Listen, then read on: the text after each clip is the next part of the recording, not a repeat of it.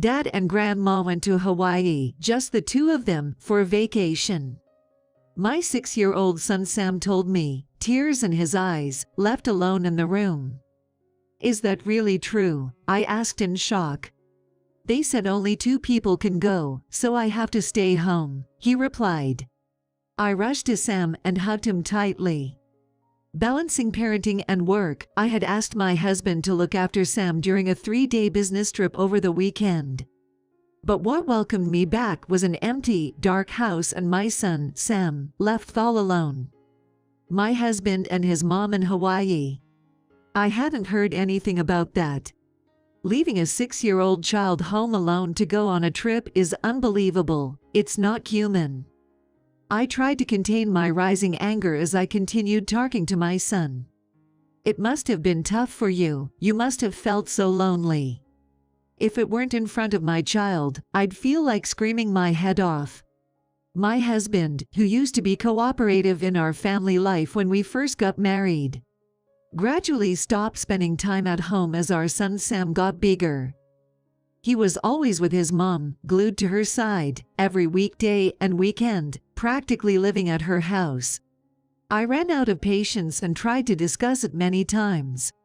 But he would either make excuses, saying his mother was important, or I'd end up being the one criticized. Despite feeling at my limit with such a husband, I managed to continue working by leaving our son Sam with my nearby parents. This time, my business trip overlapped with my parents' vacation. So all I could do was stress to my husband the importance of looking after Sam. And now, this has happened. Who knows what could have happened? Does he even realize what he's done? So, you can neglect your child to that extent. Is that the kind of man you are? I'm beyond disappointed. If that's the case, you're no longer family to me. I continue to speak to my son. It's okay, I won't let you feel this lonely anymore. Mom will take care of it. My name is Mary. I'm a 32-year-old working in sales at a commercial machinery trading company. The job is challenging with frequent business trips and the need to entertain clients. But I enjoy increasing sales and building a nationwide network. I've been dedicated to the sales department since I was a fresh graduate. My husband works at a planning department in a subsidiary of my company.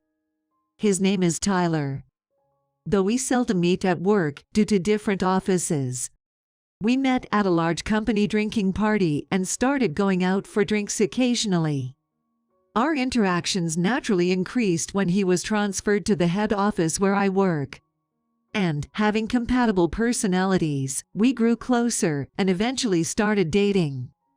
After a few years, just when we began considering marriage, I discovered that I was pregnant. We had already been discussing marriage, so it wasn't totally unplanned, but it did accelerate things. We quickly arranged to meet with both of our families to announce the news. Tyler's father had passed away before I met him, and his mother lived alone in their family home. Nervous, I carefully chose a gift and dressed thoughtfully, paying close attention as we headed to his mother's house. But my efforts seemed in vain, as her response was cold. From the moment she opened the door, she frowned and looked at me as if I were an intruder. The Japanese tea she carelessly served was surprisingly hot and weak. While Tyler explained our relationship, the pregnancy, and how we had considered marriage from early in our relationship, I kept quiet, maintaining a smile, hoping to show his mother that I wasn't a harmful presence. Although you say you were considering marriage, having a child first is quite improper, she muttered, glaring at me. Tyler isn't the only man you've been promiscuous with, right, honestly? I can't approve of this, she said, showing her disgust openly. Tyler, flustered, tried to persuade her. That's not true. Mary has always been dedicated to her work, both before and after we started dating. She's a hard worker and serious, and she definitely doesn't play around with men. His emphatic defense made me smile involuntarily.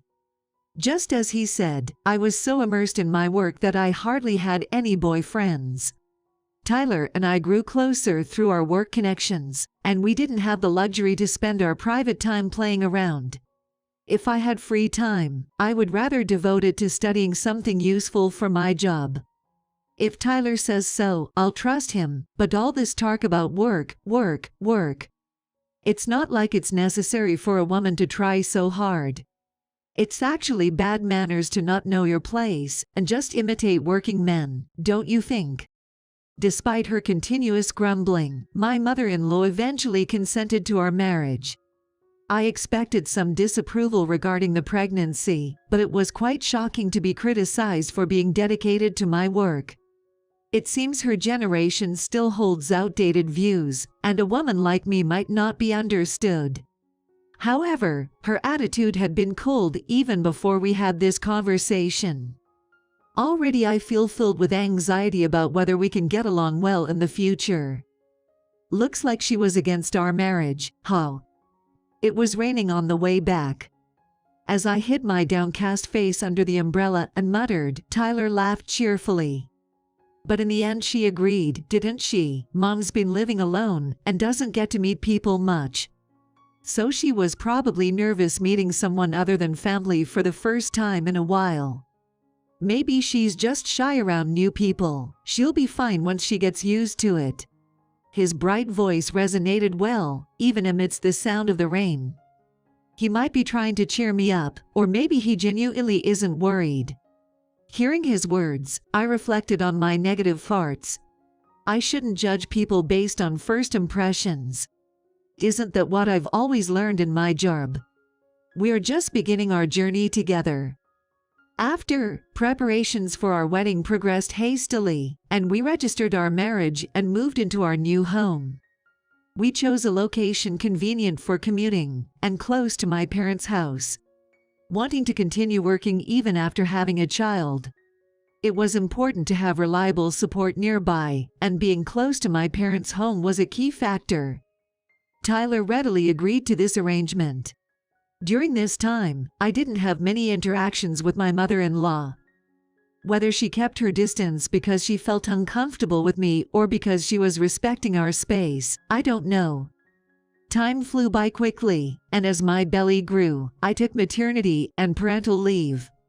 My company regretted my long absence, and I was concerned whether someone would step up to cover my responsibilities. Above all, I love my job, so leaving it was bittersweet. Balancing childbirth and my career was endlessly challenging, but as I pondered, the baby inside me continued to grow healthily.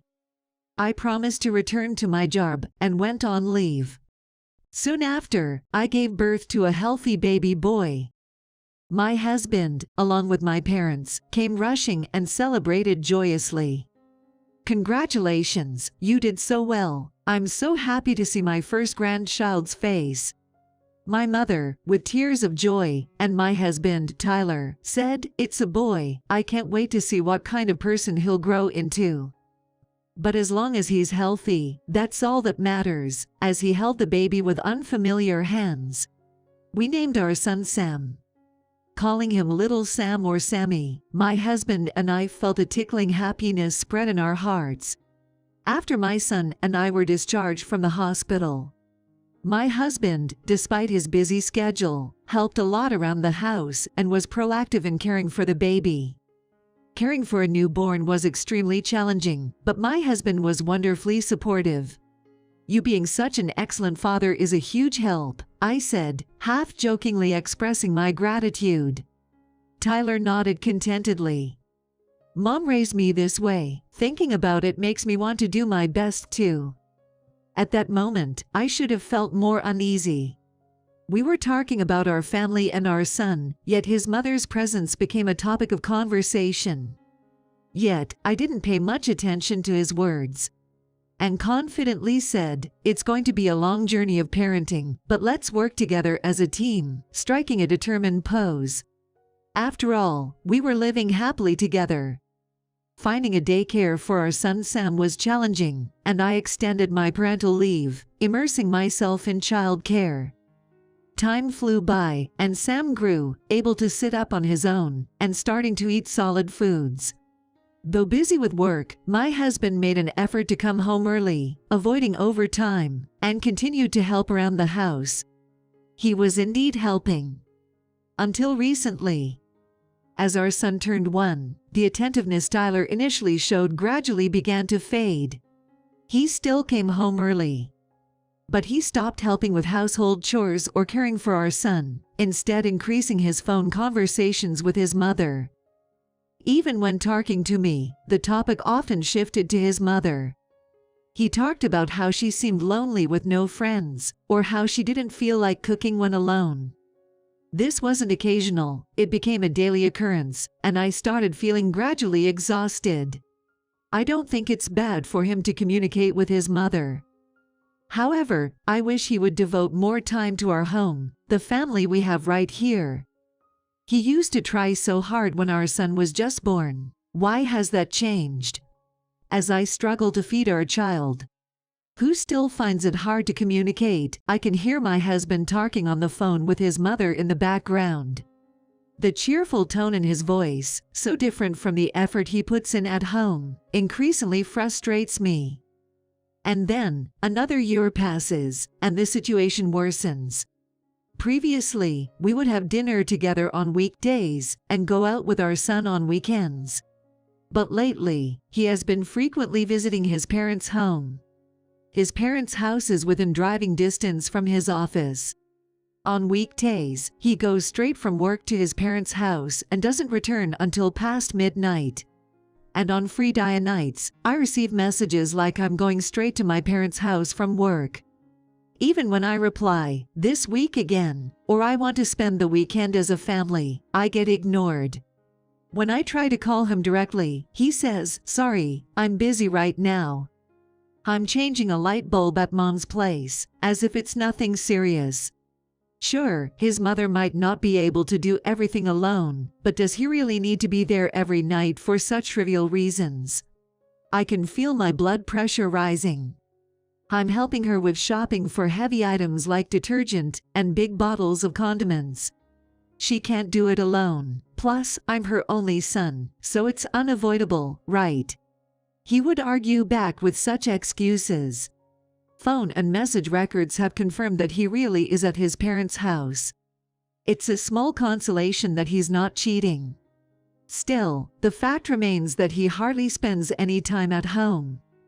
Why can't his mother let go? She's an adult, albeit elderly, and should be able to manage on her own or seek external help. Even if she needs her son, my husband, for some tasks, I wish she'd let him go once they're done. Why does he need to stay at her house all the time, every day? Memories of her cold attitude towards me during our marriage introduction resurface in my mind. Amid these unpleasant farts, I find myself in a situation of essentially solo parenting. Though my job in sales has given me physical strength, my frustration grows and dark clouds gather in my heart. One day, I confronted my husband seriously while he was at home. It's really difficult when you're always away from home. I'm struggling without enough help, and I feel lonely.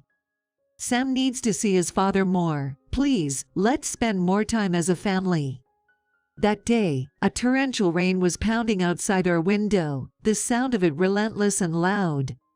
My husband avoided my gaze and made excuses with a twisted mouth. But Mom's having a hard time. I can't just ignore her. She's at an age where managing the house and shopping alone is tough. You understand that, right?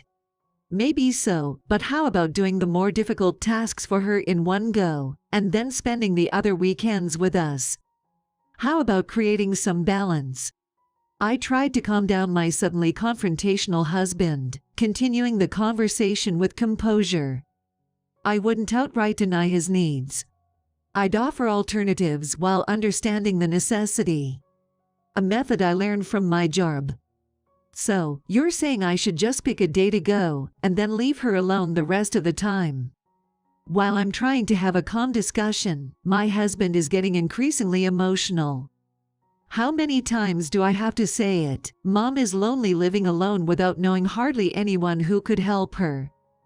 Don't you feel sorry for her? It's always about you. You don't care about my family at all. That's too much. Please, let's calm down and talk this out. My husband, leaping to conclusions and driven by emotion, stands up from his chair with a loud noise, as if saying he's had enough. While hurt by his harsh words, I desperately sought a dialogue. We need to calmly discuss how we'll handle things moving forward, considering both our family and his mother. But with his attitude, it's difficult. This behavior seemed incredibly childish for a working adult. And I was honestly disappointed that this was the kind of person my husband had become. Outside the window, the downpour intensified, accompanied by the booming sound of thunder. A loud clap of thunder startled our son, who began to cry. "It's okay, it's just the thunder," I reassured him as I rushed to his side. Just then, my husband's phone rang. After a brief conversation, he said nonchalantly, "Mom can't prepare dinner because of the bad weather. I'm going to go help her," and left. Soothing my son, frightened by the thunderstorm, and preparing dinner, I heard the door close behind him and felt a headache coming on. I just shared my feelings. Yet, how can she remain so unfazed and dismissive? My mother-in-law, of all people. Isn't there any ready-made or store-bought food at home?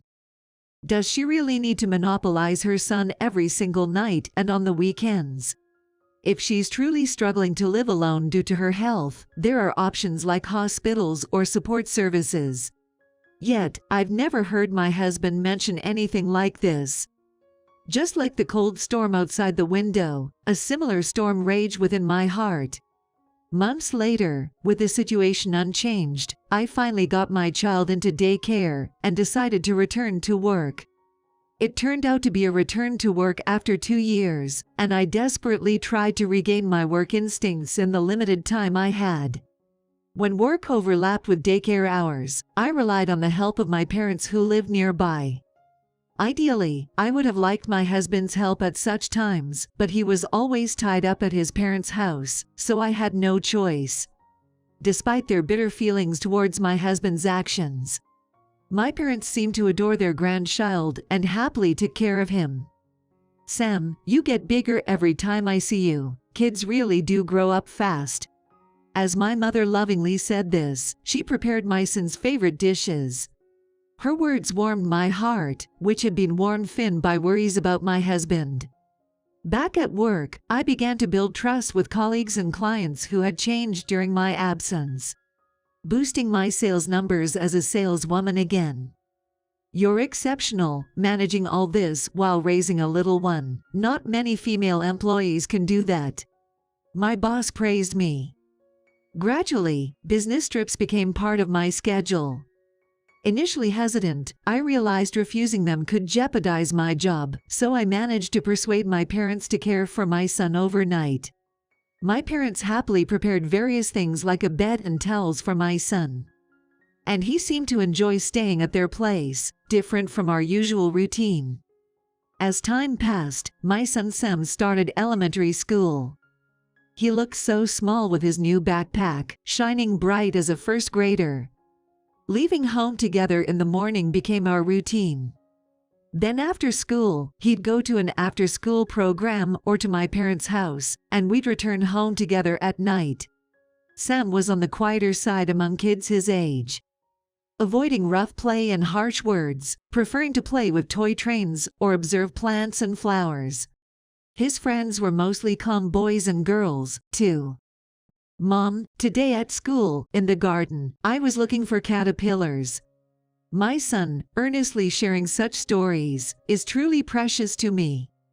It's a real shame that my husband, living in the same house, doesn't try to see our child's growth. Then, one day, an urgent business trip came up for me. I had to leave straight from work on Friday to visit clients in different areas, and wouldn't return home until Sunday evening. It was a demanding schedule. Thinking it was too much to handle while caring for my 6-year-old son, I tried to see if the trip could be split up. But due to unchangeable circumstances at the client's end, I had to proceed as scheduled. As usual, I explained the situation to my parents and asked if they could take care of my son for a bit longer than usual. Then, with an apologetic tone, my mom said, "I'm so sorry, dear. Your dad and I have a trip planned starting this Friday. Everything is already arranged. Will it be okay? Should we cancel our trip?" Seeing my worried mom, I quickly shook my head. "If that's the case, I'll manage somehow. Don't cancel your trip. Opportunities like this are rare, so please enjoy it."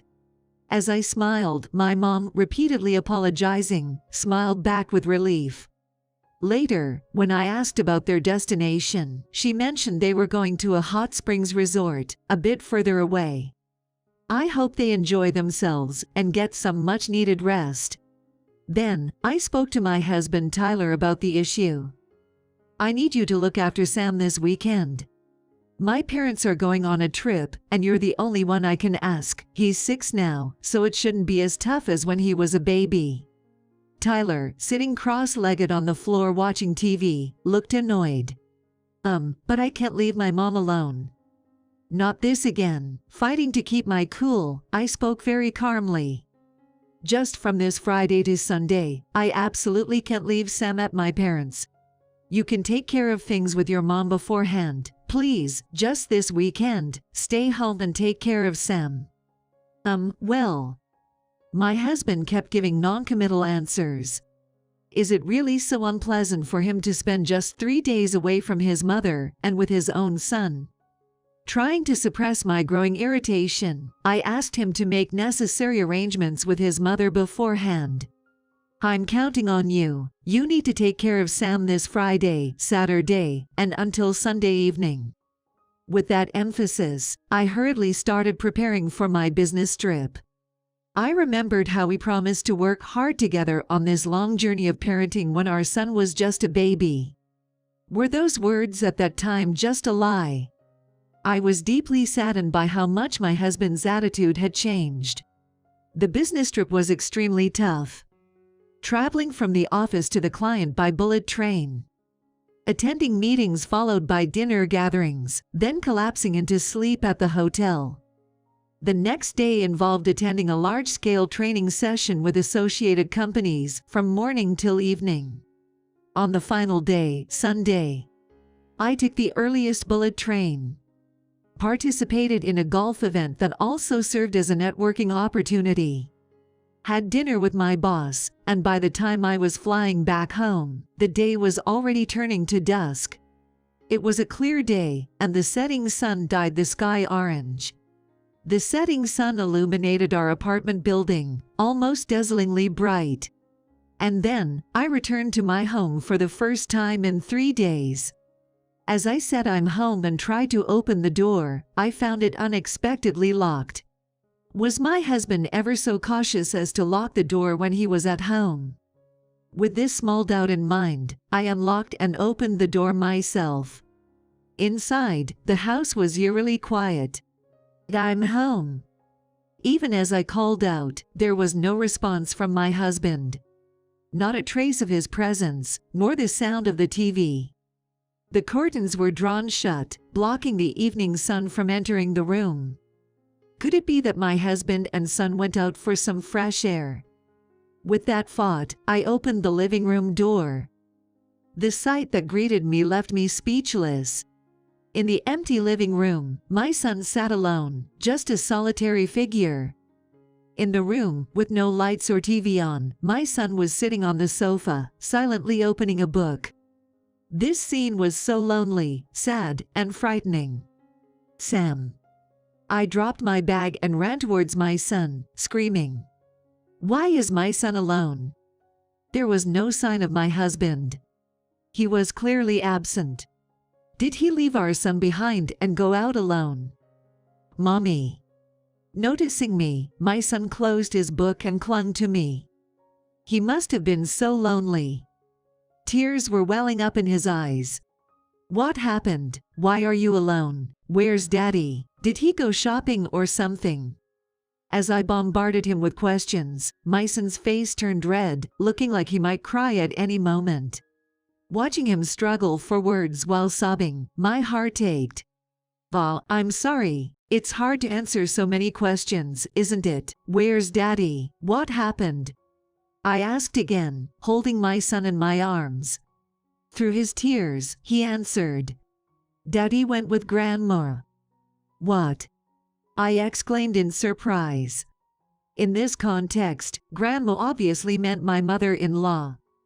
Really? They went to Grandma's house, and they left you here? My son shook his small head and continued. Not to her house, but on a trip to Hawaii. They said there were only 2 tickets, so I had to stay home. After finishing, my son continued to cry softly. The book he had been holding fell to the floor with a rustle. When did they leave? This morning. As I hugged my son tightly, I was filled with anger. That man, knowing that if he left, our son would be all alone at home, yet he went off happily with his mother. I feel like screaming my head off. If it weren't for my child's presence. A trip to Hawaii. I wasn't informed about this beforehand. If it had been planned earlier, my husband would have used it as a reason to refuse taking care of our son, so it must have been decided suddenly. Why now, of all times? And wasn't my mother-in-law supposed to be so frail that she could hardly go shopping alone? If she's fit enough for a Hawaiian vacation that involves over 10 hours on a plane, she must be quite energetic. I could somewhat understand if my son had been taken along on a trip with his grandmother. But my husband left his own 6-year-old son behind to go abroad with his mother. I'm disappointed by his lack of responsibility as a human being. It must have been tough. You must have felt so lonely. I continued to speak to my son. It's okay, I won't let you feel this lonely again. I'll figure something out. I've decided. I'm going to give up on my husband. So, he can neglect his own child to this extent. Was he always this kind of man? I'm truly disappointed. If that's the case, he's no longer family to me. Several days went by.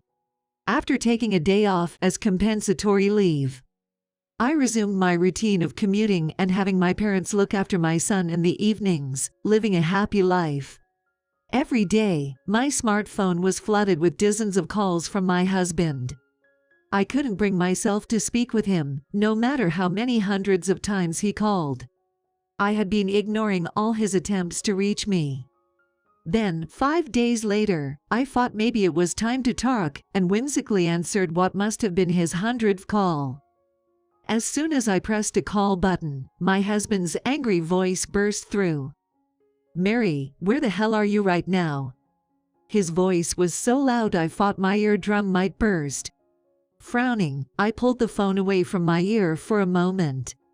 Then, with a firm voice, I informed him of the truth. I'm at my parents' house. Sam and I have moved here. Yes, on the day my son was left alone at home, I had decided to give up on trying to have a family with my husband. The very next day, I rushed to my parents' house. Their trip had been a celebration for their 60th birthdays. And they had returned home the day before I came back from my business trip, immediately welcoming me and Sam. After I told my parents everything, they were more furious than ever. Leaving 6-year-old Sam at home alone, anything could have happened. It's too risky. You can move back in with us right away. Cut ties with your husband. After our call, Mom came over to help me pack up to move. Dad also came, raging, that man's a disgrace. He's not fit to be Sam's dad or your husband, Mary, and helped with the heavy work. Now, 5 days after moving, I'm on the phone with my current husband. Over the phone, I continued. Did you enjoy your trip to Hawaii with your mother, leaving your son at home? How could you? What if something had happened to him? Do you realize what you've done? I can't stay with you as a family anymore. That's why I left. I've got the divorce papers, so sign them soon. As I was about to hang up, my husband continued from the other end of the line. That's ridiculous. What you're saying is too one-sided. I reluctantly continued the conversation. Who's being ridiculous? Let me ask you. I did ask you to take care of Sam, right? Then why go on a trip with just your mother to Hawaii? She apparently saw dramas set in Hawaii. She wanted to go after that, so she called me. What a drama. I raised my voice over the phone. Hearing this, my parents and Sam, who were at home, looked at me with puzzled faces. The reason for suddenly heading to Hawaii, leaving their son alone, was just for a pilgrimage to a drama's filming location. Such a trivial reason, and their warped values in actually going through with it, left me speechless. Even if you wanted to visit where the drama's set, why did it have to be that day? Any other weekend would have been fine. You're always leaving us to meet your mother every week anyway. Don't get so worked up. It's so annoying. Mom wanted to go, so of course, I went. I did get a bit emotional, but I was made to feel as if I was the one in the wrong. Moreover, the way my husband prioritized his mother as if it was natural, without considering anything else, made me dizzy. When planning the trip, wasn't there an option to buy 3 tickets and take Sam with you? I asked this one last question. If he wanted to be with his mother when he was supposed to be taking care of our son, then taking our son along would have been a logical solution. Sure, it might be troublesome to suddenly take him to Hawaii. But it's still better than leaving him alone. At least he would be under parental supervision. To my legitimate query, my husband replied in an annoyed tone. I just got tired of taking care of the kid, you know. I managed for 2 days, but by the 3rd morning, I couldn't take it anymore. Too exhausting. Everything went dark before my eyes. Does he have any idea what parenting is? What does he think his own child is? Does he even realize how irresponsible and inhumane his statements are? My anger surpassed its limits, and I felt my heart growing cold. Without responding to my husband's words, I silently hung up the phone. I can never have a meaningful conversation with this man again. If we can't be a family, I don't even want to associate with him as a person. I decided to handle the details of the divorce through a lawyer.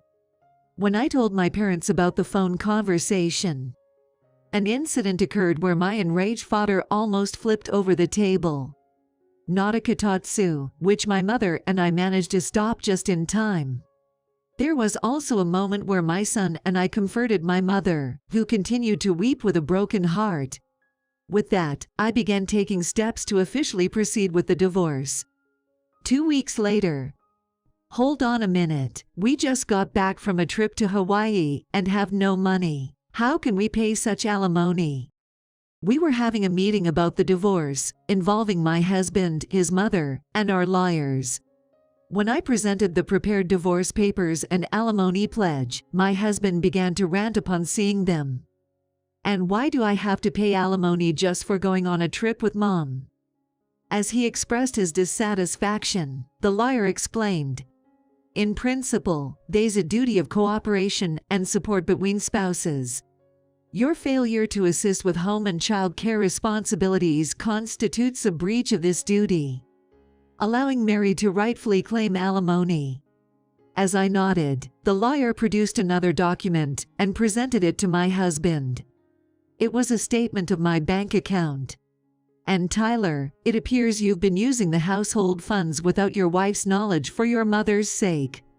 Is there any mistake in this statement? What do you mean? It can't be helped. Mom's my family too. What's wrong with using our household money for her? Anyway, I don't have the money to pay such alimony. Do you have any idea how much the Hawaii trip cost? As my husband sulked, I took the opportunity to speak up. About that Hawaii trip. This was something I discovered while going through the bank statements that arrived at my parents' house, where I'd been living since then.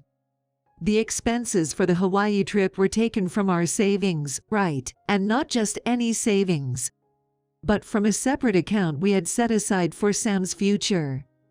How could you do this? It's unbelievable. Yes, Ever since we found out I was pregnant, we had been saving for our son, separate from our household expenses. Yet, my husband had dipped into these savings for the Hawaii trip he enjoyed with his mother, leaving our son behind. As I clenched my fists in frustration, my mother-in-law, who had been sitting uncomfortably next to my husband, hesitantly spoke up. "Hey, Tyler, you keep saying there's no money, but that trip didn't cost hundreds of thousands, did it? It must have hit a nerve."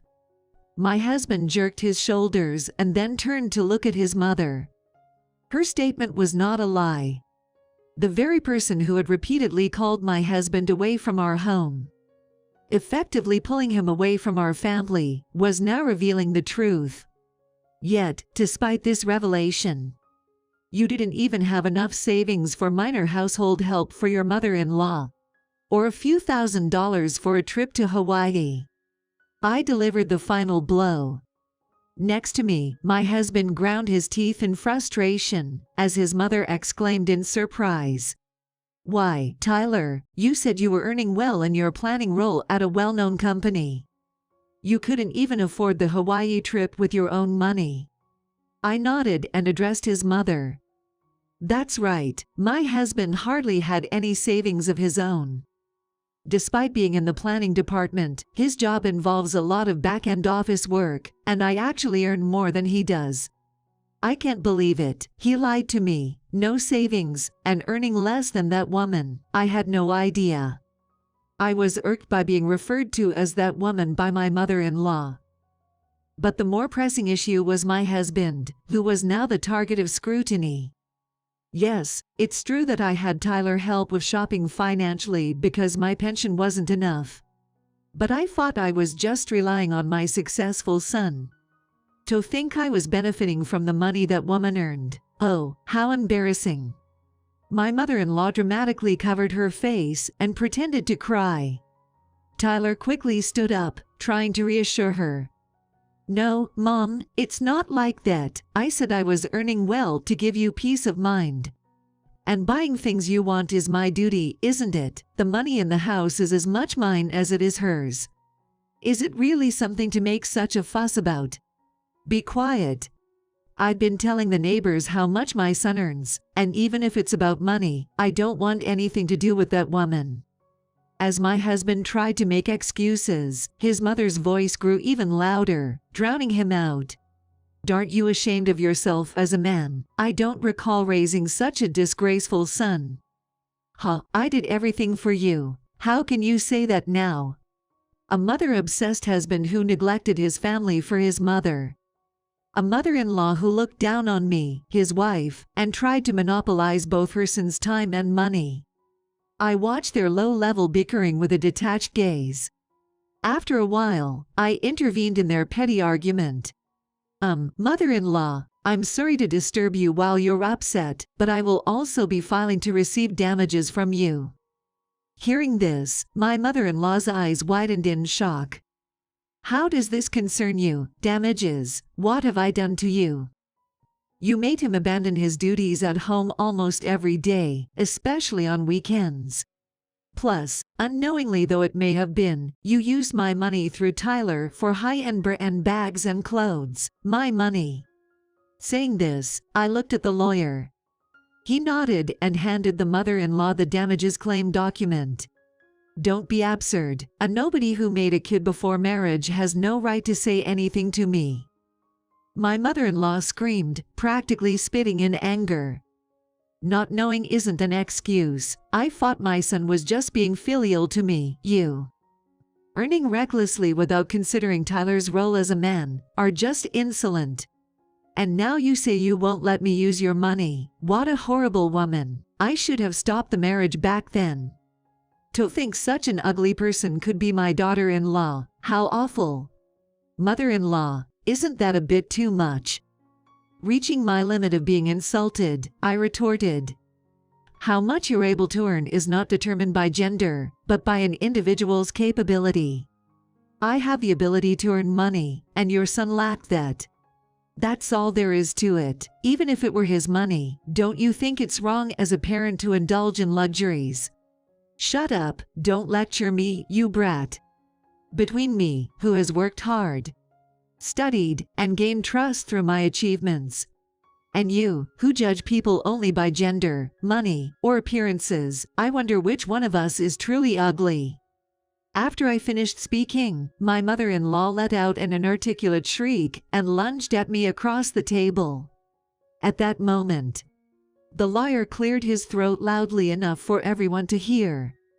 I understand that there are strong feelings here, but regarding the alimony and damages, they have been legally decided. Please accept it. Any remaining discussions will be conducted through my law office."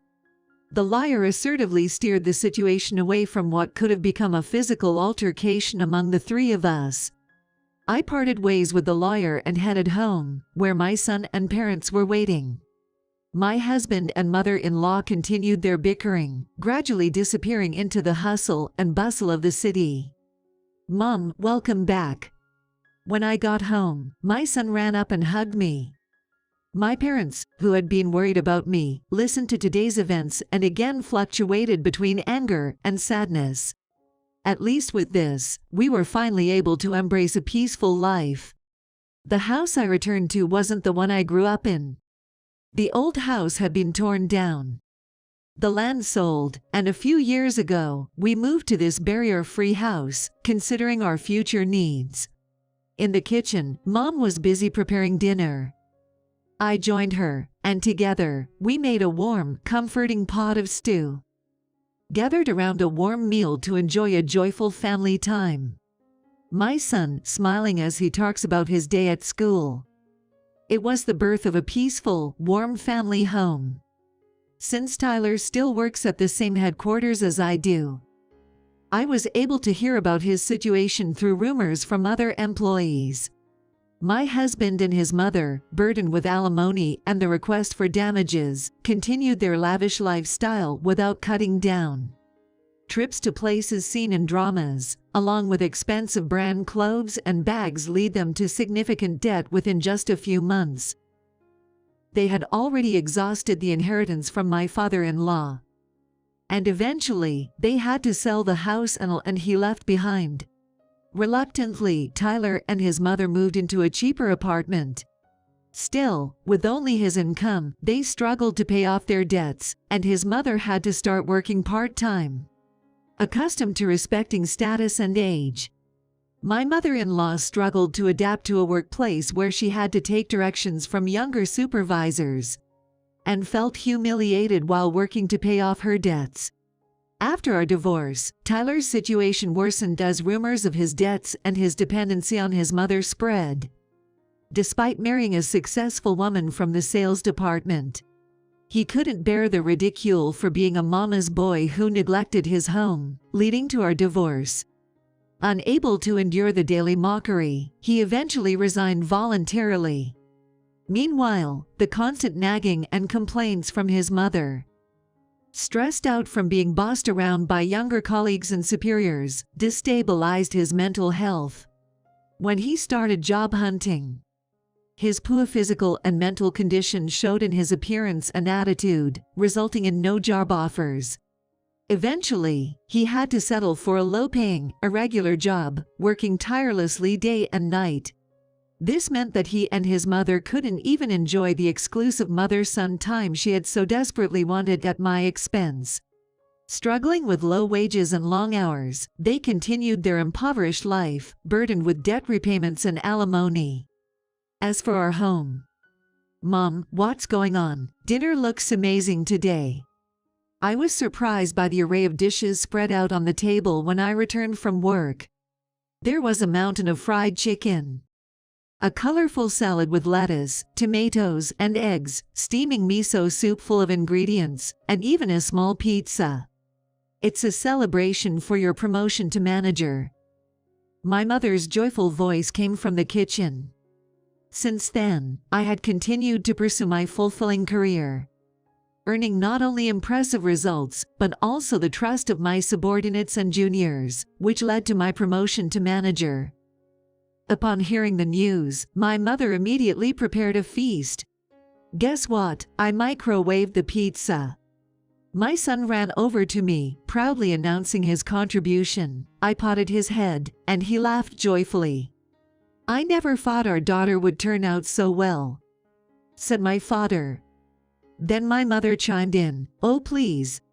Success in work is about being smart, but more importantly, it's about trust." Mary's honest and straightforward character has clearly resonated with everyone around her. Hearing this, I felt tears welling up in my eyes. I have someone who looks out for me in life. My family appreciates my personality. I get to see my son grow up strong. Thanks, Mom and Dad. Sorry for the hustle and bustle. I'm going to push myself more for both of you. As I dry my tears, my mother tenderly pats my back. My son, Sam, also comes up and hugs me, saying, "Mom, I love you."